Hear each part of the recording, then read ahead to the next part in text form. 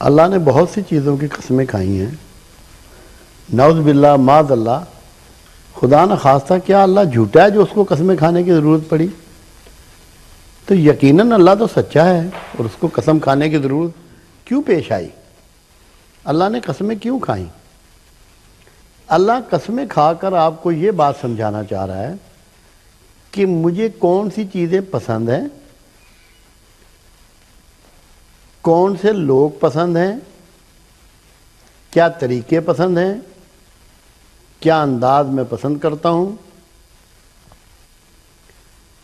پھر آپ کو یہ بتانا چاہ رہا ہے جو میری حکمتیں ہیں، جو میری صنعت ہے، جو میری صنائی ہے، اللہ اس پہ میکسیمم ایمفیسائز کر رہا ہے قسم کھا کر۔ آپ جن چیزوں کی رب العزت قسم کھائے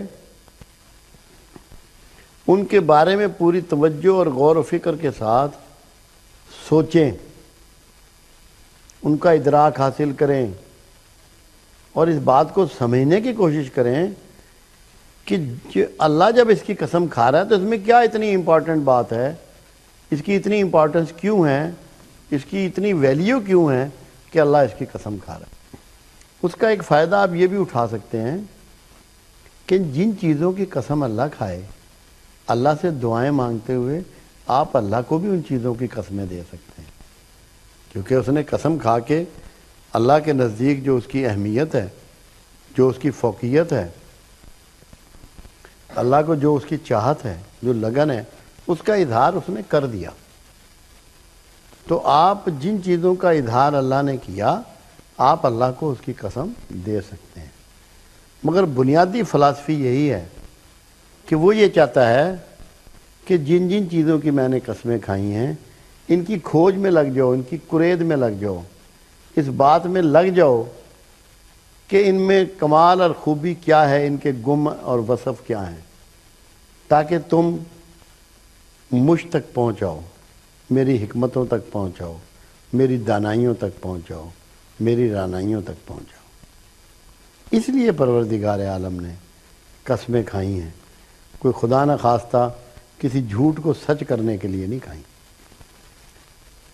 جن چیزوں میں سب سے پہلی قسم میرے سامنے قرآن میں آئی وہ سورہ حجر کی آیت نمبر 72 میں ہے کہ جان محمد کی قسم صلی اللہ علیہ وسلم۔ کیا کسی پیغمبر کی اس سے پہلے جان کی قسم اللہ نے کھائی ہے؟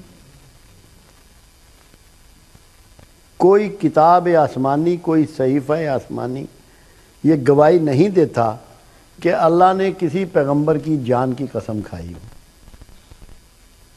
اللہ نے قرآن میں جان محمد کی قسم کھائی ہے صلی اللہ علیہ وسلم۔ تو کیا مطلب ہے اس کا؟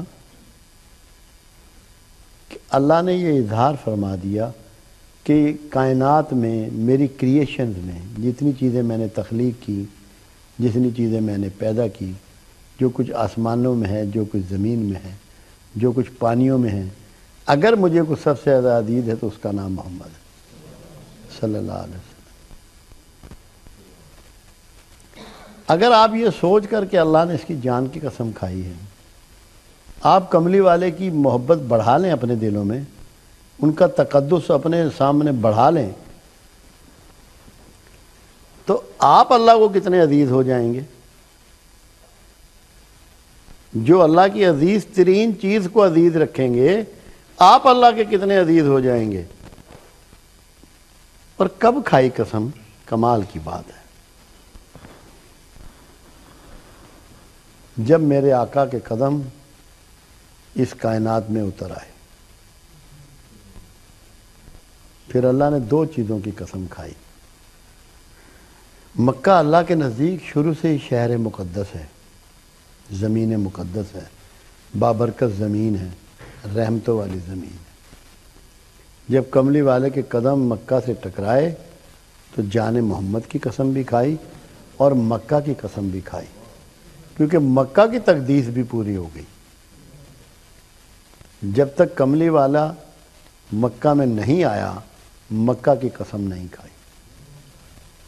مکہ کی تقدیس بھی پوری ہوئی کملی والے کے قدم لگنے کے بعد۔ تو جس اللہ نے جان محمد کی قسم کھائی، اس نے مکہ کی بھی قسم کھائی، پھر اللہ نے قرآن کی قسم کھائی، اور ساتھ میں ایک بات جوڑ دی، جو حکمتوں سے بھرا ہے۔ اب قرآن کی تقدیس میں جو سب سے امپارٹنٹ پہلو ہے وہ اس کے اندر چھپی ہوئی حکمتیں ہیں۔ سورہ یاسین، سورت نمبر 1 سے 4، سورہ یاسین میں یہ بات ہوئی ہے، قرآن کی قسم کھائی اللہ نے کہ جو حکمتوں سے بھرا ہے۔ یاسین بذات خود ایک بہت بڑی حکمت کا نام ہے، کبھی آپ نے غور کیا اس پہ؟ اللہ کے رسول صلی اللہ علیہ وسلم فرماتے ہیں کہ میرا دل یقین ہے، میرا دل یتیم ہے، اور قرآن کا دل یاسین ہے۔ میرا دل یتیم ہے اور قرآن کا دل یاسین ہے۔ یاسین کے معنی پتہ ہیں؟ کبھی غور کیا ہے؟ یاسین کہتے ہیں رازدان کو، تو اللہ کا رازدان کون ہے؟ یاسین رسول اللہ صلی اللہ علیہ وسلم کا نام ہے، یہ کملی والے کا نام ہے۔ لوگ تو دور دور کرتے ہیں، اللہ بتا رہا ہے کہ قرآن حکمتوں بھرا ہے، اور سورہ یاسین میں بتا رہا ہے، تو یاسین رسول اللہ صلی اللہ علیہ وسلم کا ایک نام ہے۔ یاسین کا مطلب ہے رازدان، تو کس کے رازدان ہیں آپ؟ اللہ کے رازدان ہیں، قرآن کی حکمتوں کے رازدان ہیں۔ ایسے نہیں قسم کھائی اس نے قرآن کی، ایسے حکمتوں کی بات نہیں کی، ایسے جان محمد کی قسم نہیں کھائی، یہ تو مضمون ہی بڑے کمال کے ہیں۔